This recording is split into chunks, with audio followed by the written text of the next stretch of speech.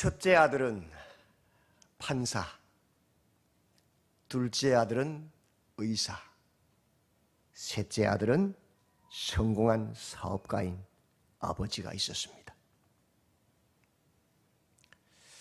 사람들이 참 부러워했습니다. 당신은 어떻게 자녀들을 키웠길래 세 아들이 전부 저렇게 다 성공했느냐? 많은 사람들이 칭찬하고 부러워했습니다. 그런데 그 아버지는 즐겁지 않았습니다.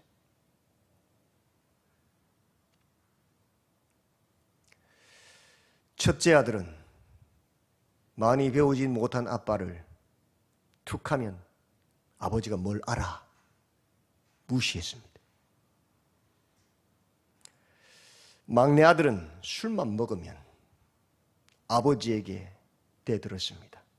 내가 어려울 때 아버지 뭐 해준 게 있느냐고, 1,000만 원도 한 번 못 빌려왔지 않았냐고 막 울면서 아버지를 원망했습니다. 자녀들 덕분에 남들보다 좀 더 넓은 집에 남들보다 좋은 차를 타고 용돈을 잘 받았지만 형제들은 혹이라도 모이면 서로 네가 잘났느니 내가 잘났느니 싸움박질하고 물고 뜯었습니다. 아버지는 행복하지 않았습니다. 그 아들들이 아버지 이 마음을 알까요? 모릅니다. 명절날도 생일날도 아들들은 오지 않았습니다. 골프 치러 가고 해외여행 가고 바쁘다는 핑계로 용돈만 붙여줬습니다. 아버지는 그것을 원하지 않았습니다. 이 아들들은 아버지의 마음을 알지 못하는 불효자들입니다. 마치 누가복음 15장에 나오는 맏아들과 같습니다.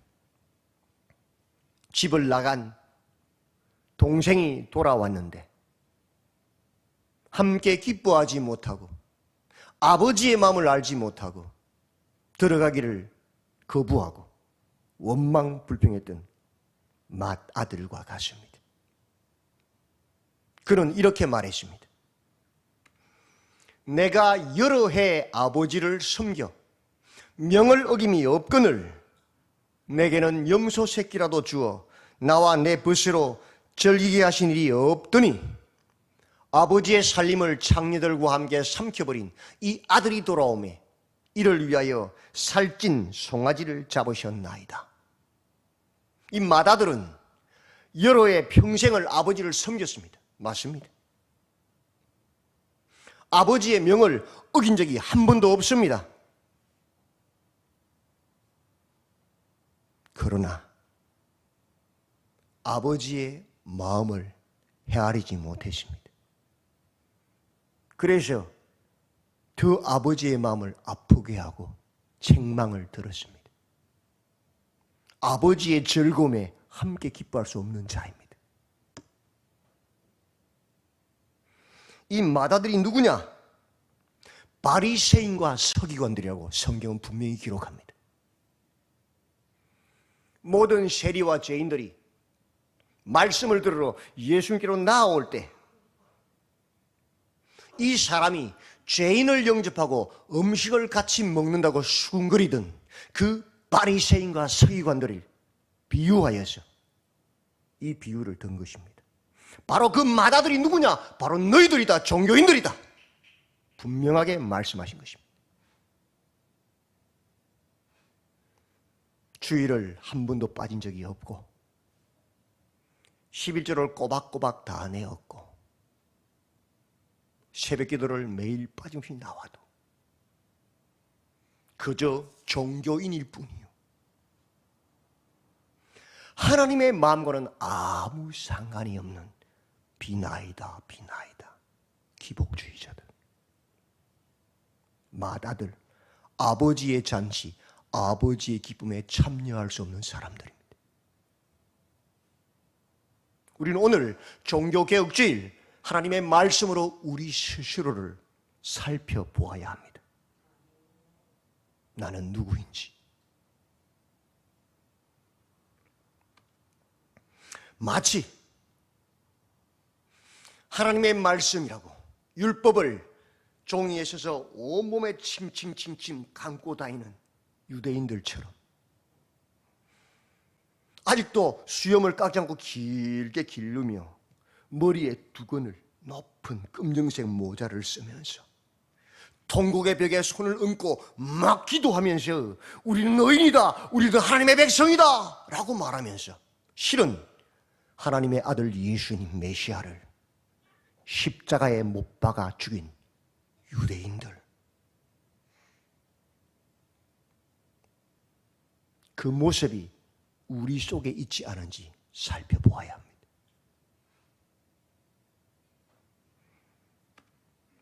복음은 모든 믿는 자에게 구원을 주시는 하나님의 능력입니다. 복음에는 하나님의 의가 나타나서 예수 그리스도가 나타나서 믿음으로 믿음에 이르게 합니다. 믿음으로 말미암아 사는 의인 하나님의 백성을 키워내는 것이 복음입니다. 그것이 복음의 능력입니다. 그 복음의 능력을 누리고 계십니까? 그렇다면 당신은 그리스도입니다. 거듭난 백성입니다. 그렇지 않다면 스스로 점검해 보아야 합니다. 나는 바리새인들과 서기관이 아닌가? 마태복음은 예수 그리스도의 오심을 이렇게 말씀합니다. 이 모든 일에 된 것은 주께서 선지자로 하신 말씀을, 하나님의 약속을 이루려 하십니다. 그 말씀, 그 약속이 무엇인가? 자기 백성을 저희 죄에서 구원하는 것이다. 우리로 하여금 죄와 사망의 권세를 끊어버리고 하나님의 말씀의 통치를 받는, 죄에서 구원하는, 죄에서 떠난 자가 되게 하기 위해서 예수님은 하늘의 보좌를 버리고 이 땅에 오셨고 우리의 죄를 대신하여 십자가를 지셨다라고 분명하게 말씀하고 있습니다. 죄에 지지 아니하고 죄와 싸워 승리하는, 죄를 끊어내는 그 백성 만들려고 예수님은 오셨다는 것입니다. 죄를 멸하려고 오셨다는 것입니다. 그는 성령과 불로 세례를 베푸셔서 알곡을 모아서 곳간에 들으시는 우리의 구원자이십니다. 그래서 물 곧 성령으로 거듭나지 아니하면, 성령을 받지 않으면 하나님 나라는 볼 수 없고 들어갈 수 없는 것입니다. 거듭나야만 그것이 가능한 것입니다. 종교인으로서는 불가능한 것입니다. 바리새인들과 서기관으로서는 불가능한 것입니다. 11조를 드리고 근체를 드리고 화무제의 제물을 드려도 그들은 불가능한 것입니다. 오늘 5장에서 다 읽지 못했지만 그가 말씀하십니다. 그리스도인, 그리스도의 사람, 하나님께 속한 사람, 예수님의 제자, 성도가 누구인가? 이 땅에서 심령이 가련한 자다, 애통하는 자다, 온유한 자다, 의에 줄이고 목마른 자다. 무엇 때문에? 예수 그리스도 복음 때문에 스스로 자원하여. 그러나 그들은 천국이 그들의 것이요, 위로를 받을 것이요, 땅을 기업으로 받을 것이요, 배부를 것이다. 언제? 예수께서 다시 오실 때. 그것을 믿음으로 스스로 자원하여 심령이 가난한 자로, 애통하는 자로, 온유한 자로, 의에 줄이고 목마른 자로 사는 그가 하나님의 백성, 그리스도인 성도다. 거듭난 하나님의 백성이다. 아멘. 이 땅에서 긍휼히 여기는 자요, 마음이 청결한 자요, 화평케 하는 자요, 의를 위하여 박해를 받는 자이다. 그것을 스스로 기뻐하고 즐기는 자다. 그러나 그들은 긍휼히 여김을 받을 것이요, 하나님을 보게 될 것이요, 하나님의 아들이라, 하나님의 자녀라 일컬음을 받을 것이요, 천국이 그들의 것이 될 것이다. 언제? 주님이 다시 오실 때. 그 믿음으로 이 땅에 스스로 긍휼히 여기는 자요, 마음이 청결한 자요, 화평케 하는 자요, 의를 위하여 핍박을 받는 자로 살아가는 그가 하나님의 자녀다, 거듭난 백성이다 라고 말씀합니다.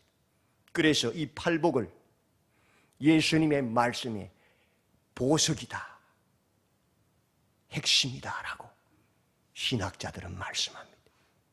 그것이 바로 제자도죠. 그리스도인, 예수님의 제자, 성도가 누구인가? 이 팔복을 추구하고 이 팔복으로 만족하고 이 팔복을 사모하는 자다. 그것은 그냥 낼 수 있는, 흉내 낼 수 있는 것이 아니다. 성령으로 거듭나야만 되는 것이다. 아멘. 이 팔복을 추구하는 제자는 세상의 소금과 빛이 됩니다. 소금은 세상의 그 어떤 원소로도 맛을 흉내낼 수 없습니다. 짠맛을 낼 수 없답니다. 오직 성령으로 거듭난 팔복을 추구하는 그 백성들만 예수 그리스도의 향기를 낼 수 있습니다. 맞지요? 세상은 흉내낼 수 있는 것이 아닙니다. 그래서 너희는 세상의 소금이라. 빛은 비추이는 것입니다. 하나님의 말씀을 믿고 그 팔복을 추구함으로 하나님의 뜻, 너희의 착한 행실, 그 뜻을 따르는 그 모습으로 하나님께 영광을 돌려드리고 많은 사람들을 주께로 인도하는 것이지요. 그래서 너희는 세상의 빛이다. 거듭난 팔복을 추구하는 하나님의 백성들은 세상의 소금과 빛으로 살아가는 것입니다. 예수님께서 말씀하십니다. 내가 율법이나 선지자를 폐하러 온 줄로 생각하지 마라. 착각하지 마라. 폐하러 온 것이 아니요, 완전하게 하려 함이라. 너희 의가 서기관과 바리새인보다 더 낫지 못하면 결코 천국에 들어가지 못하리라. 예수님은 율법을 폐하러 오신 분이 아닙니다. 율법의 요구를 넘어서는 율법을 완전케 하기 위해서 오셨습니다. 그런 사람을 만들려고, 새 사람 만들려고 오셨다는 것입니다. 예를 들어 주십니다. 옛 사람에게 말한 바 살인하지 말라, 누구든지 살인하면 심판을 받게 되리라 하였다는 것을 너희가 들었으나 그것은 율법 구약이다. 그러나 나는 성령의 법은, 새 법은, 복음은 너희에게 이르노니 형제에게 노하는 자마다 심판을 받게 되고 형제를 대하여 나가라 하는 자는 공회에 잡혀가게 되고 미련한 놈이라 하는 자는 지옥불에 들어가게 되리라. 율법의 최소한의 형제에 대한 요구가 무엇이냐? 형제의 목숨을 빼앗지 말라는 것입니다. 그건 하나님께 속한 거잖아요. 형제를 칼로 찌르지 말라는 것은 최소한의 요구. 그것은 율법의 최소한의 요구입니다. 그러나 성령이 들어오시면 그 최소한의 요구를 지킨 것으로 할렐루야 하는 것이 아닙니다. 그 최소한의 요구를 계명으로 주신 그 아버지의 마음을 알아 이해하는 거예요. 칼로 형제를 죽이지 않는 정도가 아니라 마음으로 미워한 것도 똑같은 살인의 이유를 깨달아서 내 마음의 미워함도 제거해버리는 것입니다. 그게 율법을 완성하는 거예요. 아버지의 뜻을 알아 완성하는 거예요. 그게 성령이. 아니, 마음으로 형제를 미워한 것도 제거하는 자가 형제를 칼로 찌르겠어요? 있을 수 없는 일 아닙니까? 그게 율법의 완성이에요. 그게 성령이 하신 일이에요. 옛 사람에게 말한 바 또 간음하지 말라 하였다는 것을 너희가 들었으나 그것은 율법이다. 최소한의 법이다. 너희 자매들을 향한 최소한의 법이다. 최소한 남의 여자를 겁탈하지는 마라. 그것이 최소한의 법이다. 그러나 나는 너희에게 이르노니 복음은 말한다. 음욕을 품고 여자를 보는 자마다 마음에 이미 간음하였느니라. 성령의 법은 무엇이냐? 복음은 무엇이냐? 최소한의 남의 여자를 간음하지 말라는 그 최소한의 법, 그 아버지의 마음 정신을 깨달아. 여자를 겁탈하지 않는 정도가 아니라 마음으로 음욕을 품고도 죄인 줄 알고 끊어내는 그 완성에 이르는 것이다. 아니, 마음으로 여자를 음흉한 생각으로 끊어내는 사람이 어떻게 남의 여자를 겁탈하겠어요? 그건 불가능한 거 아니에요? 그게 율법이 완성이 뭐냐? 그게 성령의 법이고 그게 복음이다. 내가 이를 위해서 왔다라고 말씀하는 겁니다. 폐하러 온 것이 아니고 완성하러 왔다는 거예요. 아버지의 마음을 알아. 그것이 뭡니까? 참된 종교개혁입니다. 율법을 넘어서는 복음, 종교개혁입니다. 살인, 율법의 최소한의 요구가 아니라 미움조차도 제거하는 완성.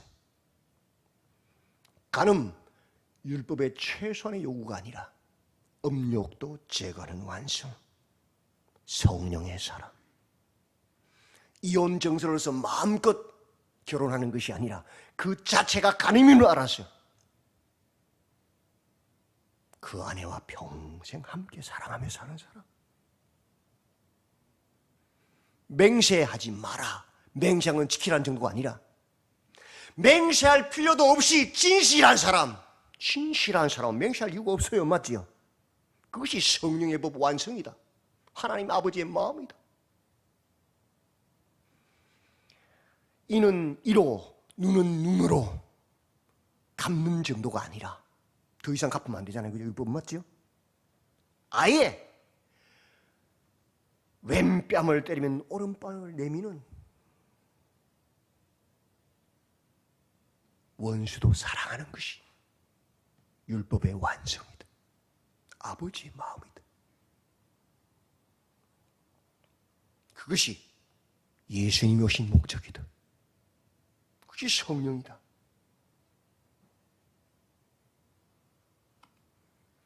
팔복을 추구하는 거듭난 하나님의 백성은 세상의 소음과 빛의 삶을 삽니다. 율법을 완전케 하는 삶을 통하여 하나님께 영광을 돌려드리는 것입니다. 이를 위하여 예수님께서 하늘의 보좌를 버리고 아버지의 마음을 알아 이 땅에 오셔서 십자가에 달리셔서 우리 죄를 대신하여 죽으신 것입니다. 그 십자가로만 이것은 가능해진 것입니다. 28절입니다. 그러므로 하늘에 계신 너희 아버지의 온전하심과 같이 너희도 온전하라. 이를 위해서 내가 왔다. 그것이 바로 아버지의 마음이고 참 종교개혁의 정신이다.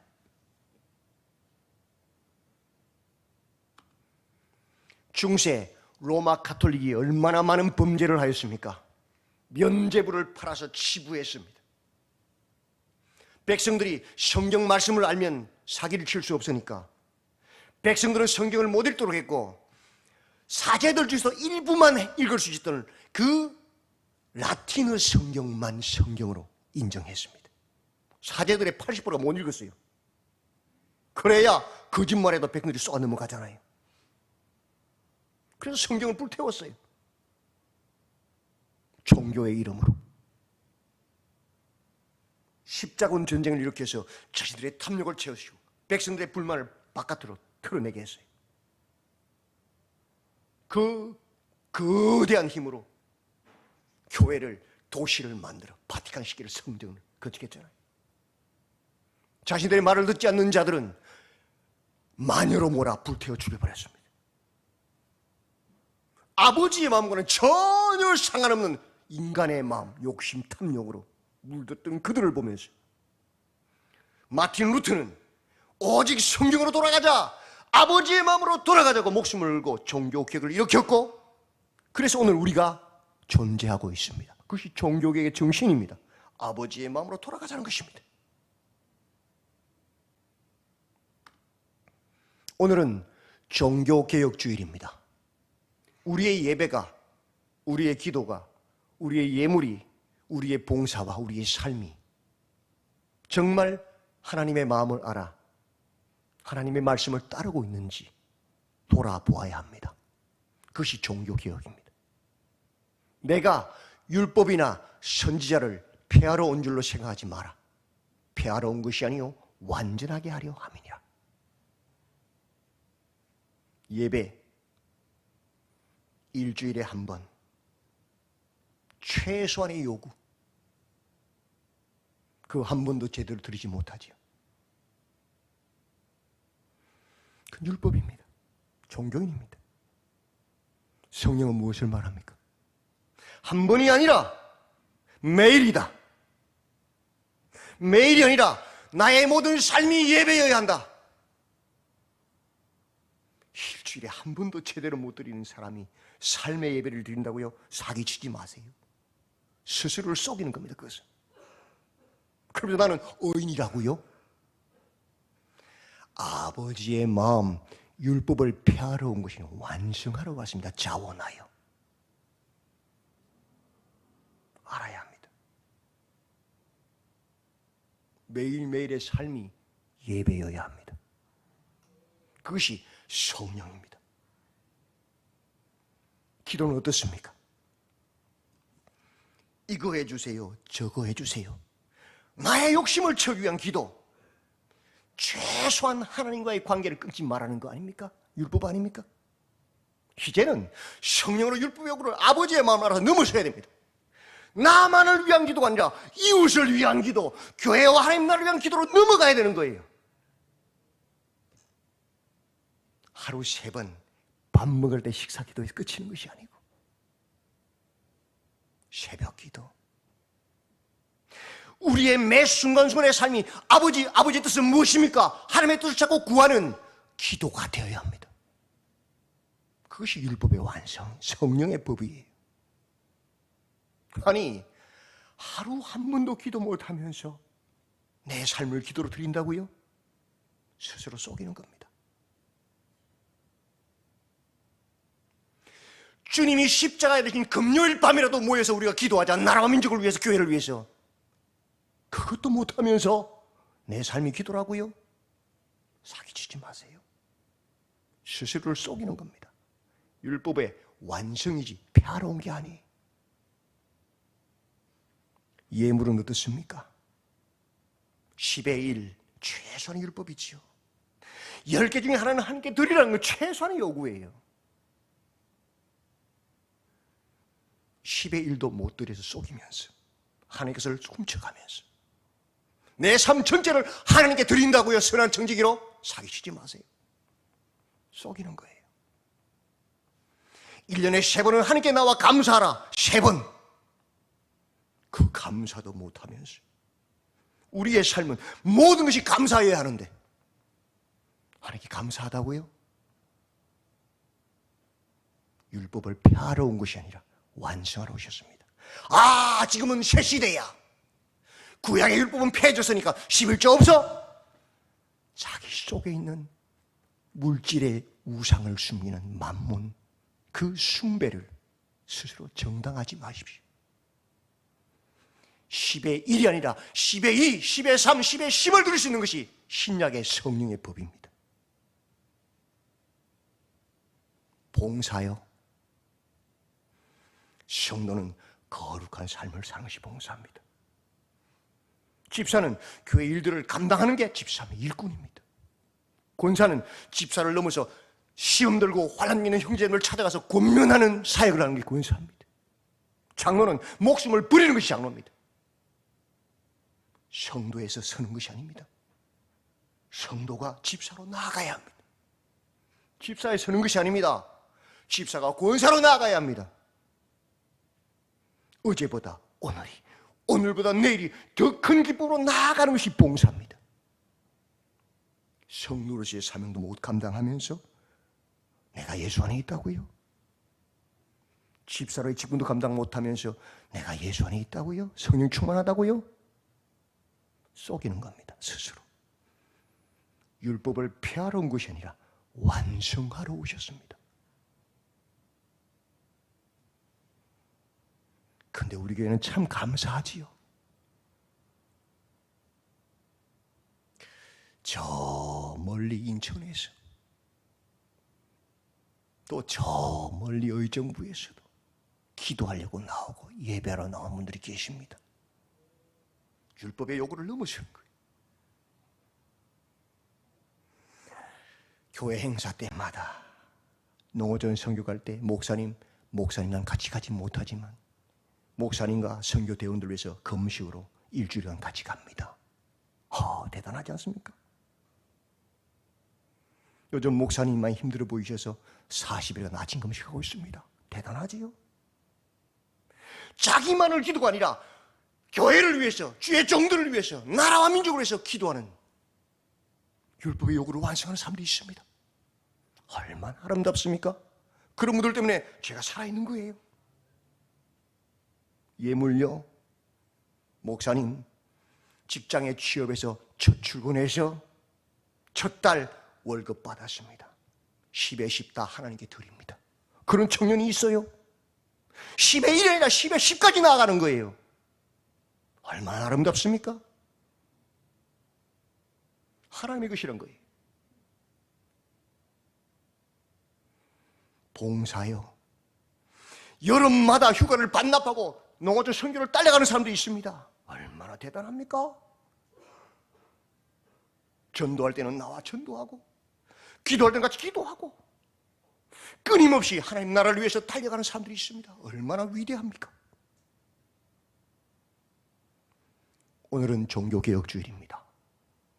진정한 종교개혁은 아버지 하나님의 마음을 알아, 최소한의 요구인 율법에서 멈춰서는 종교인이 아니라 아버지의 마음을 알아 율법을 완성하는 자입니다.